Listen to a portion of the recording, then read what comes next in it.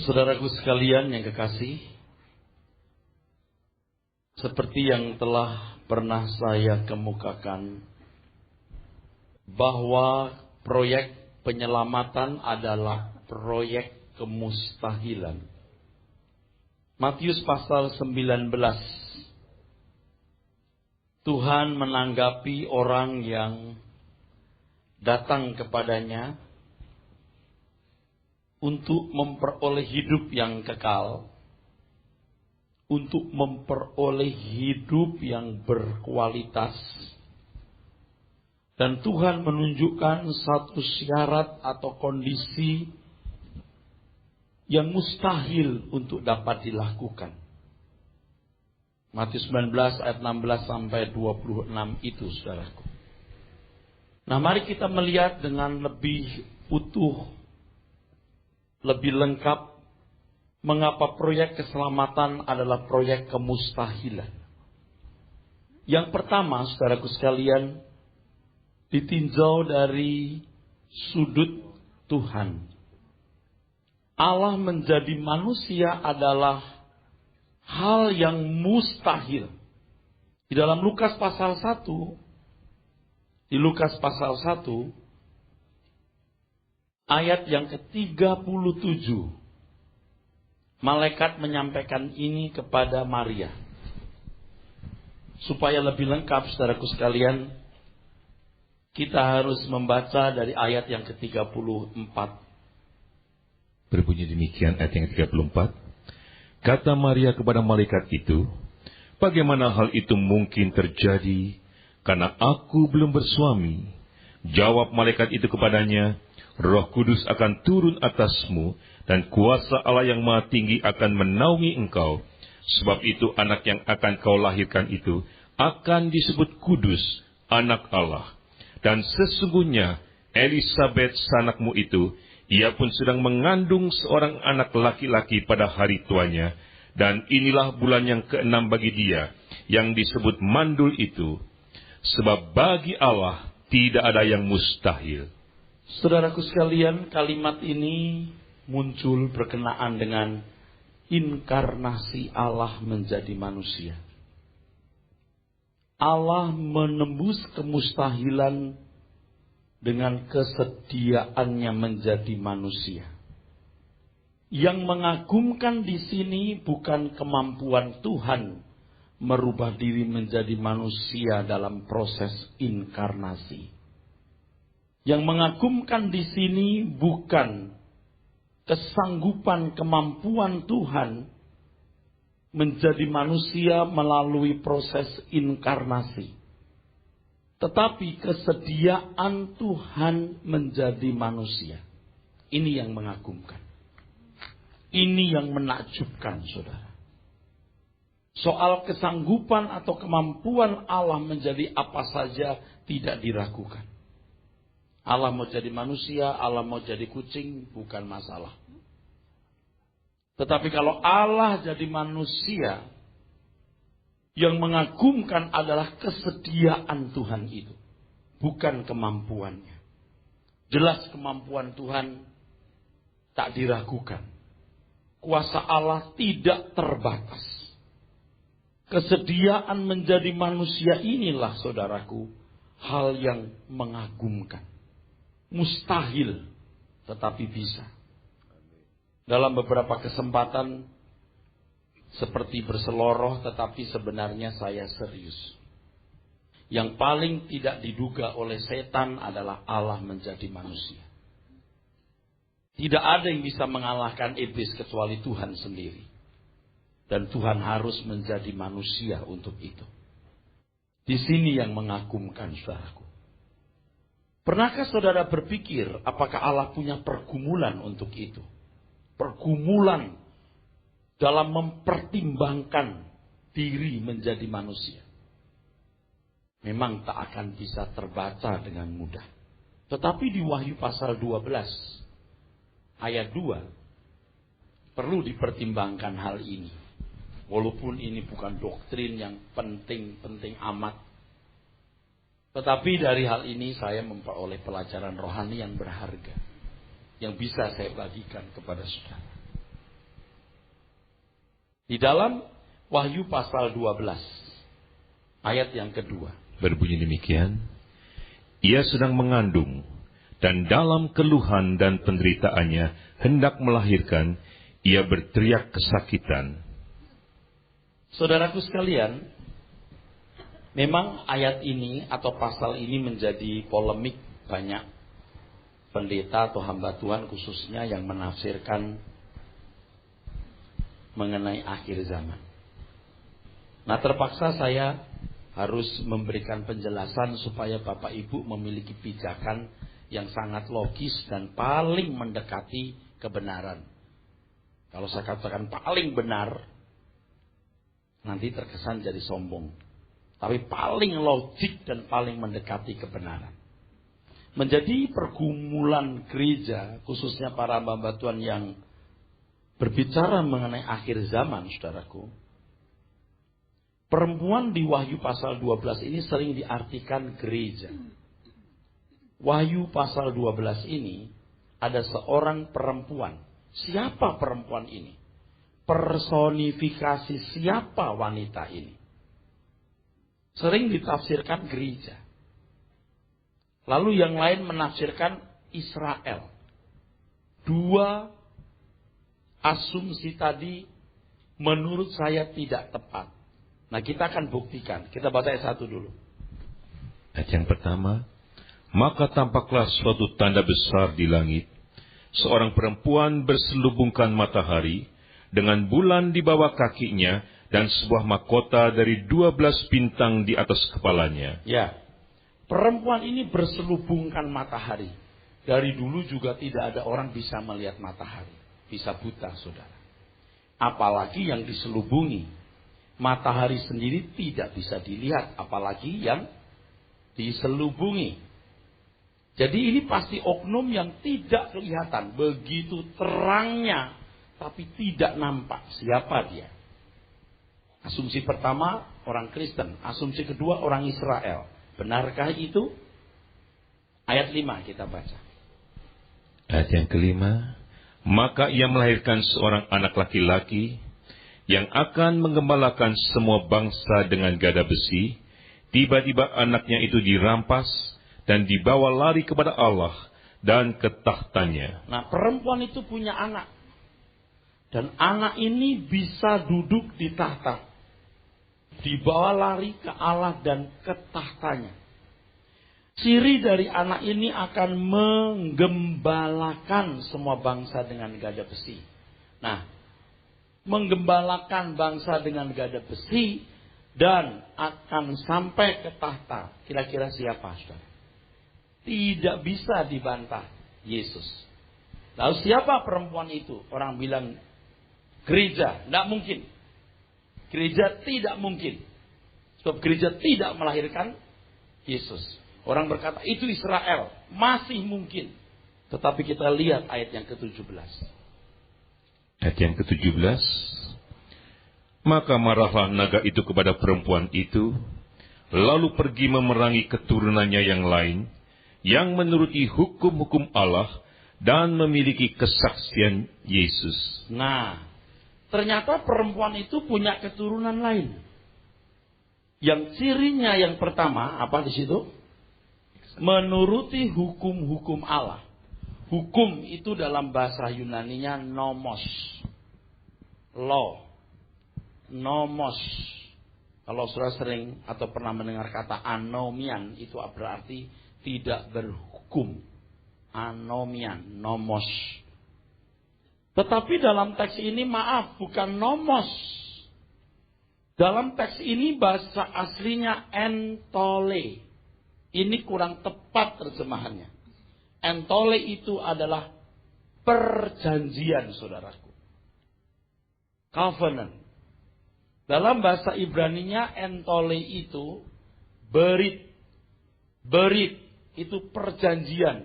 Dari semua bangsa di muka bumi ini yang punya berit, yang memiliki covenant, yang memiliki satu perjanjian dengan Allah, hanya satu, yaitu Israel.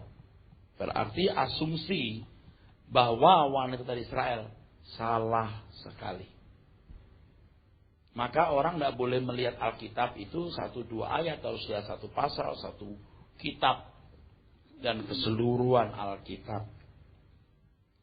Lalu siapa yang punya kesaksian Yesus? Siapa lagi kalau bukan orang percaya memiliki kesaksian Yesus? Siapa ini? Orang percaya. Jadi siapa perempuan itu? Tidak mungkin Israel. Betul? Tidak mungkin orang Kristen atau gereja. Tidak mungkin. Ini oknum ilahi. Oknum ilahi, pribadi yang tidak kelihatan. Kalau saya boleh berkata lebih terus terangnya, itu Tuhan semesta alam, Allah the mighty God, yang kita panggil Bapa. Nah, dalam konteks di sini kenapa perempuan, saudaraku? Karena konteksnya karena pribadi itu melahirkan, ya. Dia bapak segala roh, itu Ibrani pasal 12 ayat 9. Melahirkan. Dari bapak lahir putranya itu. Kita juga sebenarnya roh manusia ini dari bapak. Ketika bapak menghembus nismat hayim ke satu bentuk yang dibuat dari tanah liat. Nah, saudaraku sekalian, jadi pergumulan itu, kita lihat Wahyu 12 ayat 2, bisa merupakan pergumulan bapak ketika harus melepaskan putranya. Sebab bapak juga pribadi seperti kita. Kita ini gambarnya. Bapak juga pribadi seperti kita. Coba dibaca. Wahyu 12 ayat yang kedua, saudaraku sekalian. Ayat yang kedua, ia sedang mengandung, dan dalam keluhan dan penderitaannya hendak melahirkan, ia berteriak kesakitan. Ya. Saudara berkata, mungkin ini fisik, Pak. Bisa. Bisa saja. Bukan tidak mungkin, bisa saja. Tetapi kalau Yesus itu anaknya, itu kan menuju Yesus kan? Bapak tidak perlu sakit fisik, bukan? Halo? Tidak perlu sakit fisik untuk melahirkan Yesus. Tetapi batinnya, perasaannya. Ingat bahwa Tuhan juga adalah Tuhan yang punya perasaan, yang bisa berduka. Kalau dalam teks aslinya itu meratap, menyesal, marah. Nah ini. Jadi ini hal yang mustahil tapi bisa dikerjakan oleh Allah. Melepaskan bagian dari dirinya, dari Allah Tritunggal itu untuk menjadi manusia. Kenapa saya mengatakan hal ini, saudara? Supaya nanti saudara tahu bahwa proyek penyelamatan ini proyek kemustahilan.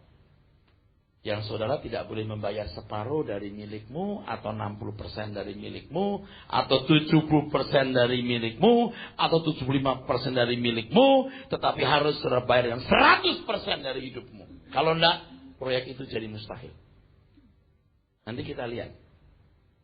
Kalau Tuhan memberikan dirinya, menembus kemustahilan, logikanya tidak mungkin kita diperkenan menyambut proyek itu dengan setengah-setengah. Maka ketika saya mempersiapkan khotbah ini, saudara, saya berpikir bahwa kekristenan itu bukan urusan agama, saudara. Ini bukan urusan seremonial, bukan urusan liturgi, tapi urusan mati. You mau hidup atau mati? Kok jadi tambah mahal nih Pak keselamatan? Ya begitu. You mau mati atau hidup? Selamat, you harus berani mati. Mau selamat, you harus berani mati. Mau selamat, harus berani melepaskan segala sesuatu. Dan ini ucapan Tuhan loh, bukan ucapan saya loh. Nanti kita lihat. Ini ucapan Tuhan loh. Kekristenan yang ditawarkan sebagai sesuatu yang murah itu bukan orisinil. Pasti bukan. Palsu itu. Palsu itu. Kalau kita kembali ke Matius 19 yang tadi saya singgung.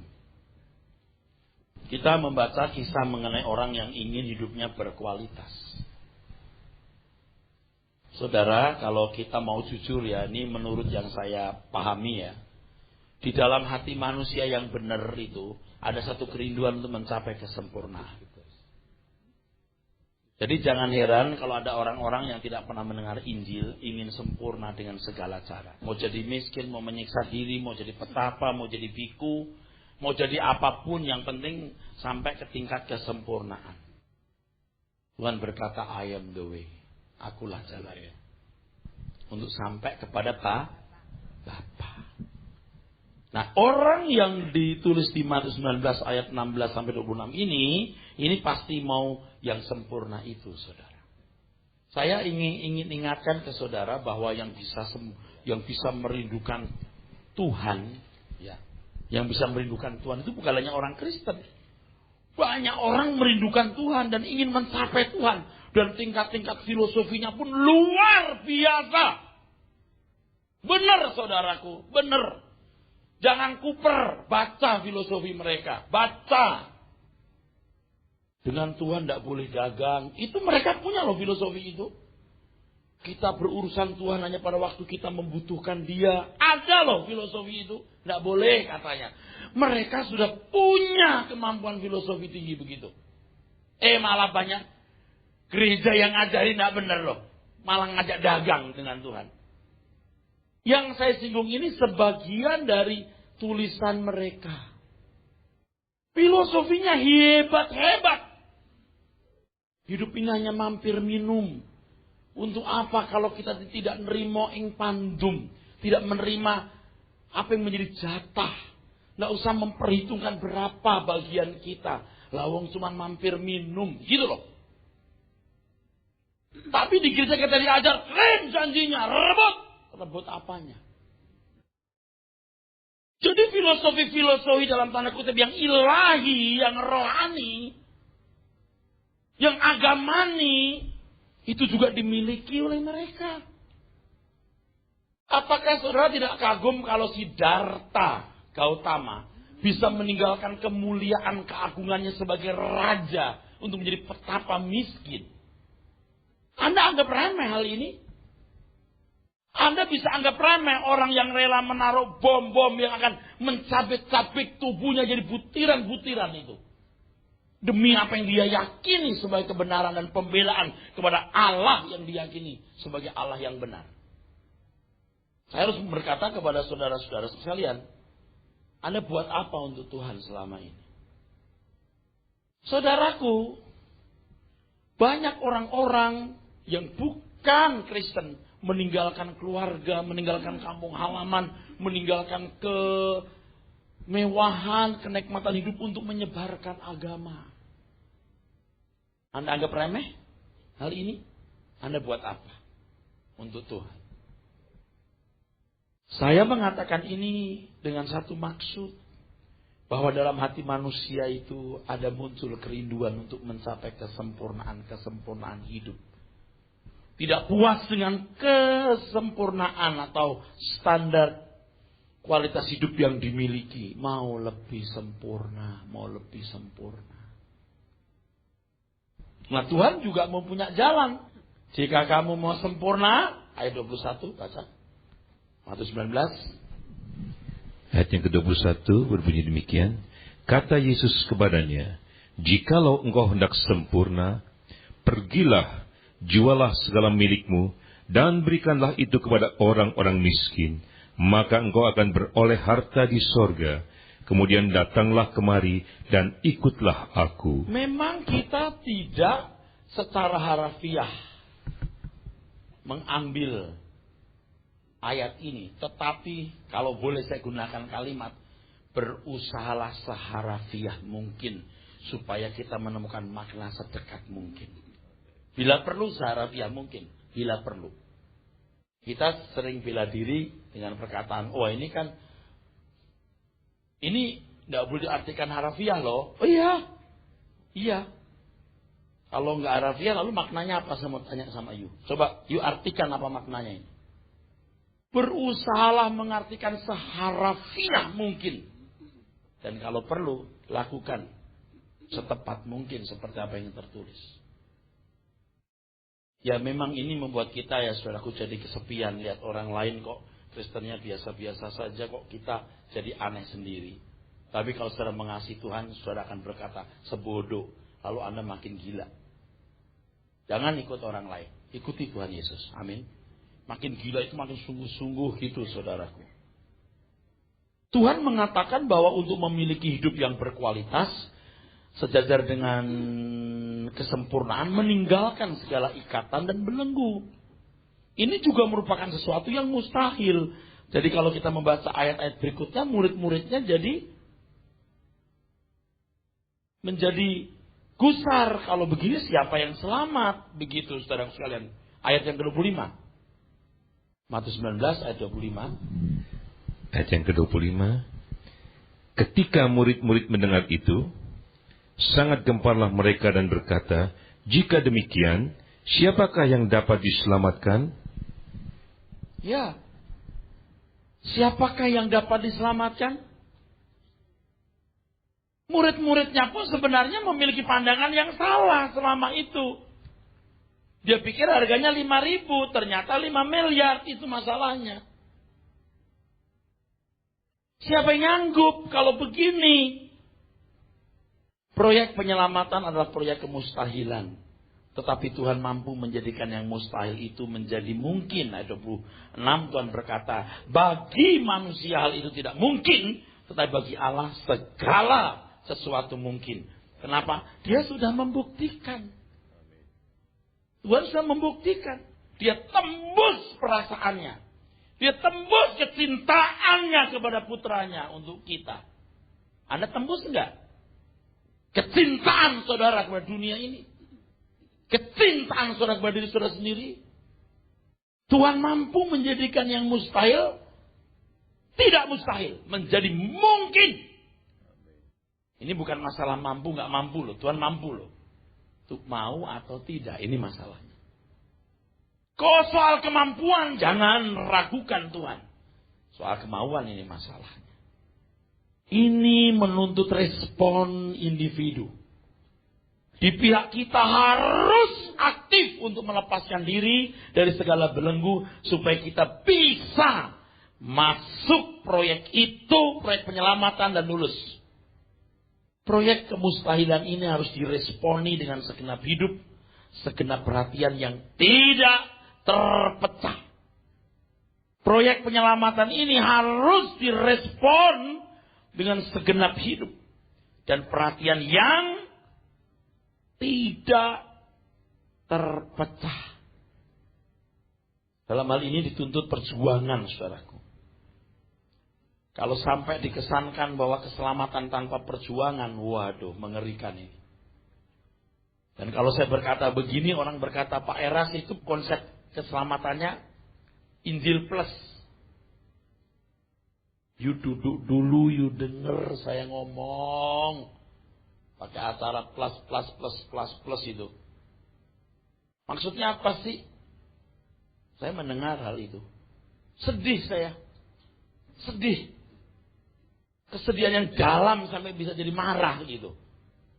Siapa sih yang ngajarin keselamatan itu bukan karena anugerah? Siapa yang berani melawan Alkitab?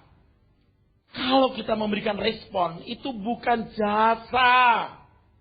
Saudara makanan gratis pun tanganmu harus terulur. Kalau nggak mau terulur, mulutmu dibuka. Kalau tanganmu nggak terulur, nggak punya tangan, mulutmu harus dibuka. Kalau nggak bisa dibuka, kalau nggak bisa dibuka, paling tidak engkau menelan makanan itu. Kurang apa? Begini ini, dah selamat. Bikin orang nggak selamat itu, saudaraku. Kalau tangan kita terulur, itu bukan jasa. Tapi tangan kita terulur juga karena Tuhan. Oke, mulut dibuka. Ya kita mau dibuka karena Tuhan. Oke, ditelan. Masih karena Tuhan semua? Ya jangan Tuhan dianggap sebagai kausalitas atau penyebab segala hal. Termasuk bencana dan neraka. Saudaraku, Ibrani 12, saudara. Ayat 1 berbicara mengenai melepaskan beban dan dosa, saudara. Ya. Ini saudara perhatikan ya. Sekarang Ibrani pasal 12 itu. Kita baca dulu Ayat 3 dulu dan 4 baru 1. Ayat yang ketiga berbunyi demikian. Ingatlah selalu akan Dia yang tekun menanggung bantahan yang sehebat itu terhadap dirinya dari pihak orang-orang berdosa, supaya jangan kamu menjadi lemah dan putus asa. Dalam pergumulan kamu melawan dosa, kamu belum sampai mencucurkan darah. Ingat ya, dosa itu ketidaktepatan ya. Kalau kamu tepat, kamu sempurna. Amin. Kalau kamu tepat, kamu berkualitas. Untuk itu kamu berjuang loh. Amin. Ngerti saudaraku? Makanya mesti belajarnya benar. Pergumulan kamu melawan ketidaktepatan. Supaya tidak meleset, supaya tidak luntas. Kamu berjuang. Tapi itu belum berat. Tuhan Yesus sudah menumpahkan darah, kamu belum. Ini bukan soal darahnya sebenarnya. Tapi soal Tuhan yang rela mau menjadi manusia dihina. Itu problemnya. Saudara tahu nggak prosesi penyalipan yang dilakukan oleh orang-orang Filipina? Prosesi penyalipan yang dilakukan oleh orang-orang Filipina, atau bahkan mungkin juga beberapa negara lain, meniru proses penyalipan Yesus. Jadi dipaku beneran. Setelah itu baru dibawa ke rumah sakit. Jadi sambil pikul salib itu ambulan di belakang mengikuti. Nah kalau Tuhan Yesus kan diikuti oleh perempuan-perempuan yang meratap menangis nih. Tapi kalau itu ambulan. Bagaimana seandainya ada yang sampai mati? Hebat ya. Sama seperti Yesus. Tidak sama. Mereka manusia biasa. Kalau Tuhan Yesus Allah semesta alam. Ngerti tidak? Itu bedanya.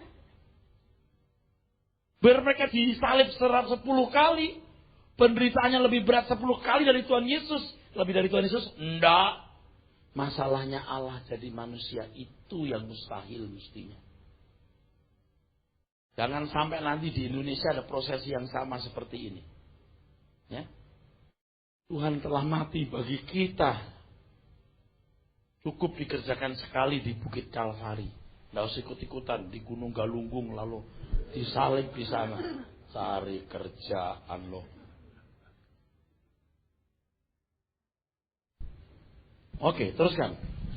Ayat yang pertama, karena kita mempunyai banyak saksi, bagaikan awan yang mengelilingi kita, marilah kita menanggalkan semua beban dan dosa yang begitu merintangi kita dan berlomba dengan tekun dalam perlombaan yang diwajibkan bagi kita.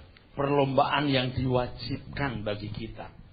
Jadi beban dan dosa harus ditanggalkan supaya ada perlombaan. Jadi melepaskan beban dan dosa dulu supaya perlombaannya lancar. Jadi perlombaannya bukan hanya melepaskan beban dan dosa. Ada perlombaan untuk sempurna. Berarti setelah melepaskan beban dan dosa baru bisa berlomba dengan baik. Tuhan berkata, lepaskan dirimu dari segala milikmu, baru jadi muridku. Kalau cuma melepaskan semua beban, atau bahkan mungkin perbuatan amoral, agama-agama lain juga punya cara begitu. Rela miskin, rela nggak menyentuh wanita, rela nggak melakukan dosa, pembunuhan dan apapun. Sudah itu, kalau bagi Tuhan itu baru permulaan. Itu uang pangkal. Setelah itu baru ada pemulihan terus-menerus. Sebab manusia harus dijadikan seperti manusia cetakan awal. Cetakan awal. Kekristenan itu begini nih. Ini bukan masalah agama atau masalah liturgi atau seremoni, saudaraku. Terus ayat yang kedua, marilah kita melakukannya dengan mata yang tertuju kepada Yesus, yang memimpin kita dalam iman, dan yang membawa iman kita itu kepada kesempurnaan, ya, yang dengan mengabaikan kehinaan, tekun memikul salib ganti sukacita yang disediakan bagi Dia, yang sekarang duduk di sebelah kanan takhta Allah. Kenapa kita harus memandang Yesus? Mengapa?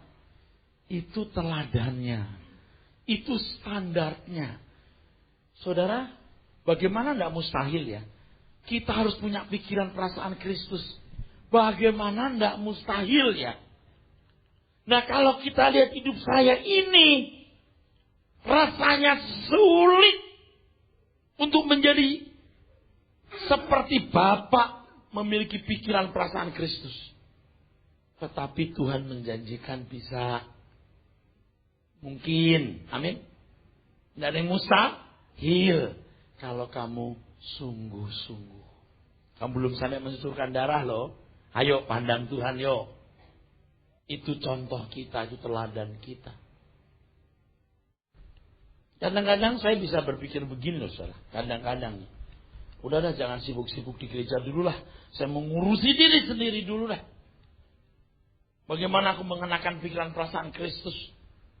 Udah jangan sibuk dengan masalah gereja. Dan segala aktivitas organisasi.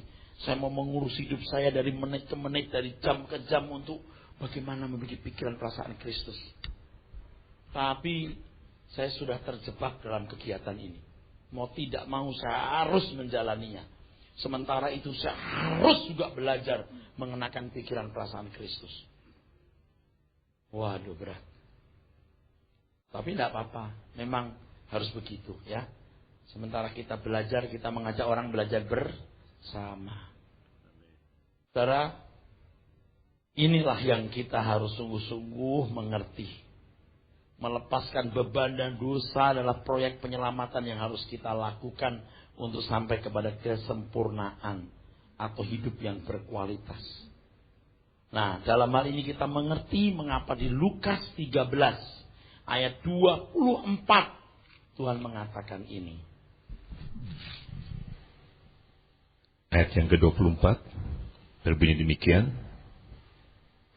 Jawab Yesus kepada orang-orang di situ, berjuanglah untuk masuk melalui pintu yang sesak itu. Berjuang, strive, agoniziste. Strive, berjuang untuk masuk melalui pintu yang sesak itu. Terus? Sebab aku berkata kepadamu, banyak orang akan berusaha untuk masuk, tapi tidak akan dapat. Loh, kok banyak orang berusaha bisa nggak dapat? Dua kemungkinan. Satu, nggak tahu jalannya. Bisa kan? Banyak orang beragama dan segala filosofi hidup, filsafat ingin mencapai tingkat kesempurnaan, berusaha tapi nggak dapat, nggak tahu jalannya. Tapi mungkin tahu jalannya, tapi tidak optimal. Kalau ayat ini hanya ditujukan kepada orang Kristen, tahu jalannya, ada usaha, tapi tidak optimal.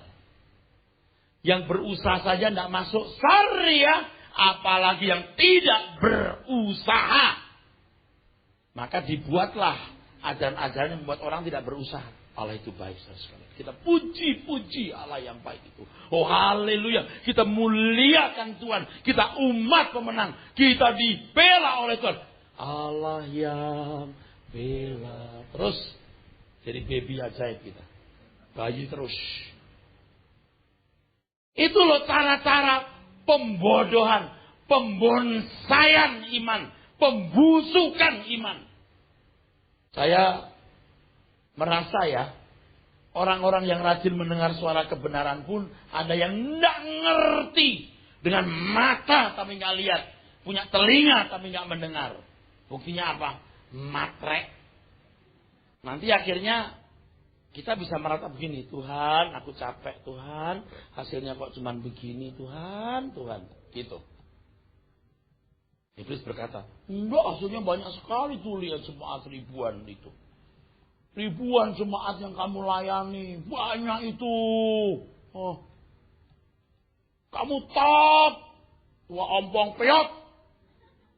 Kamu top. Kamu jadi simbol kebesaran gerejamu. Kamu punya citra diri yang hebat. Ayo dong puas. Itu bukan suara Tuhan yang itu. Kalau suara nurani kita berkata, Tuhan aku capek Tuhan. Udah capek Tuhan. Udah bekerja keras gini kok cuman begini hasilnya Tuhan. Ayo. Ayo terus. Gak apa-apa kata Tuhan. Gak apa-apa. Masih ada orang-orang yang bisa. Ada orang-orang yang bisa.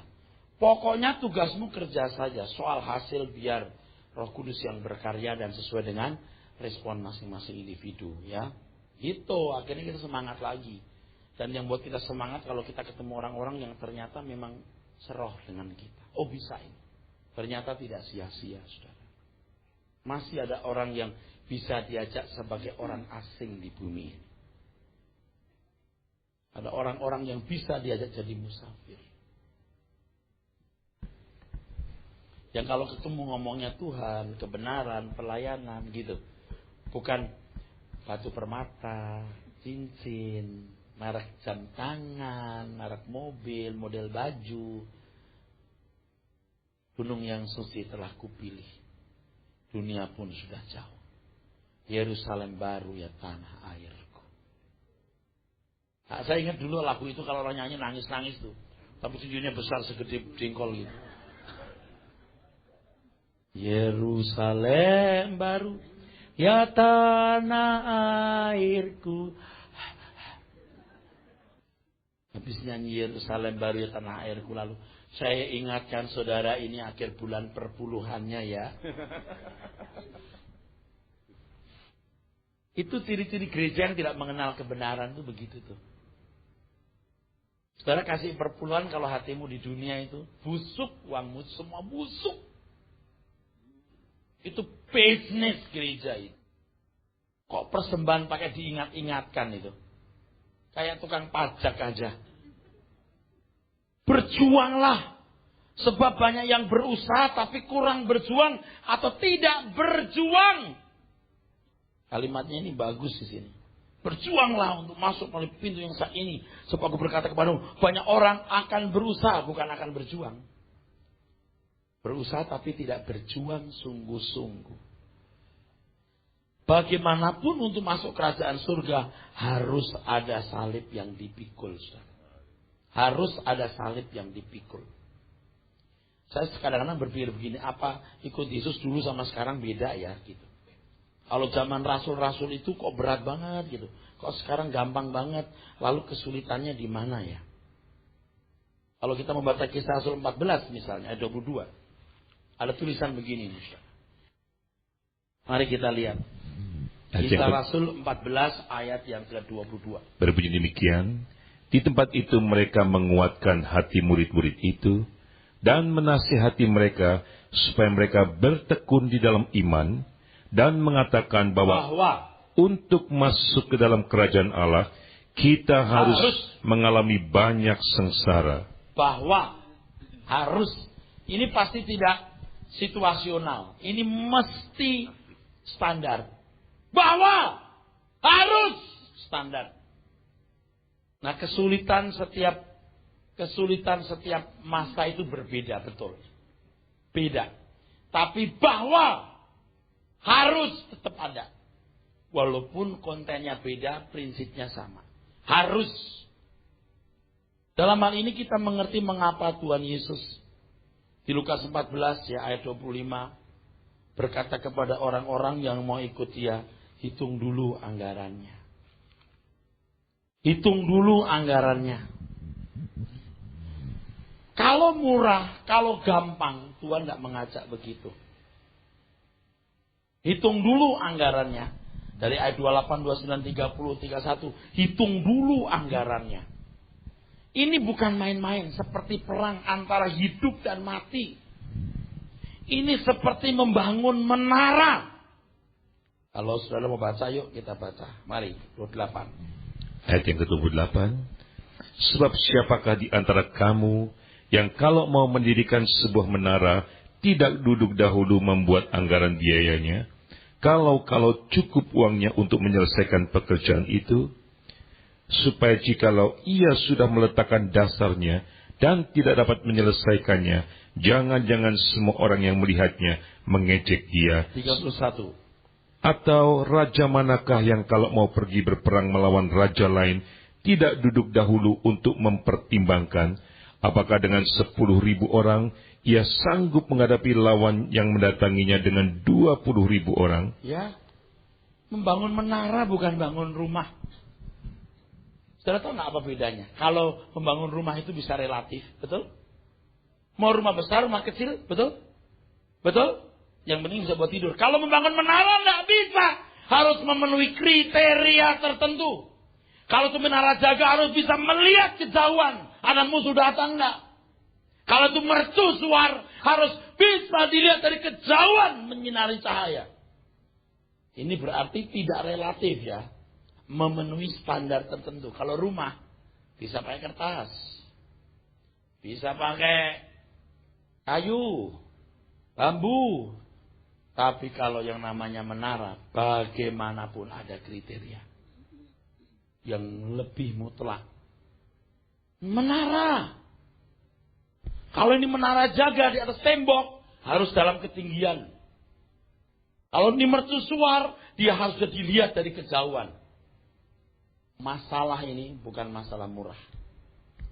Maju perang, betul nggak? Musuhmu 20.000, kamu cuma 10.000. Mustahil dong. Tuhan bilang, aku kasih 10.000-nya. Tapi 10.000-mu keluarkan dulu, katakan amin. Kamu punya 10.000, musuhmu 20.000. Kalah dong. Nggak, 10.000 aku kasih. Kira-kira gitu Tuhan. Tapi yang 10.000-mu, keluarin. Jangan Allah membela kita, kita pemenang. Allah di pihak kita, Tuhan kasih 20.000. Yes, 10.000 ku simpan sendiri. Nggak ada ya. Ayat 33. Ayat yang ke-33. Demikian pula lah tiap-tiap orang di antara kamu yang tidak melepaskan dirinya dari segala miliknya tidak dapat menjadi muridku. Apa itu milik? Ayat 26. Jikalau seorang datang kepadaku dan ia tidak membenci bapaknya, ibunya, istrinya dan anak-anaknya, saudara-saudaranya laki-laki atau perempuan, bahkan nyawanya sendiri, ia tidak dapat menjadi muridku. Terus. Barang siapa tidak memikul salibnya dan mengikut aku, ia tidak dapat menjadi muridku. Saudaraku sekalian, saya tidak bisa mengolah ayat ini dengan bahasa lain. Kecuali perkataan-perkataan yang telah saya katakan ini. Bahwa untuk mengikut Tuhan Yesus kita harus menyerahkan semua yang kita anggap menyenangkan, memuaskan dan yang kita cintai. Tidak boleh melebihi cinta kita kepada Tuhan. Tuhan menggunakan kata membenci itu ekstrimnya di situ, saudara. Ekstrimnya di situ. Kalau pakai kalimat lain ya, tapi diartikan yang benar ya. Ketika saudara bergumul untuk menjadi warga kerajaan surga yang baik, bisnis, keluarga, siapapun jadi gak berarti. Percaya deh. Bukan berarti kita mengabaikan tanggung jawab. Tapi menjadi tidak berarti. Saudara.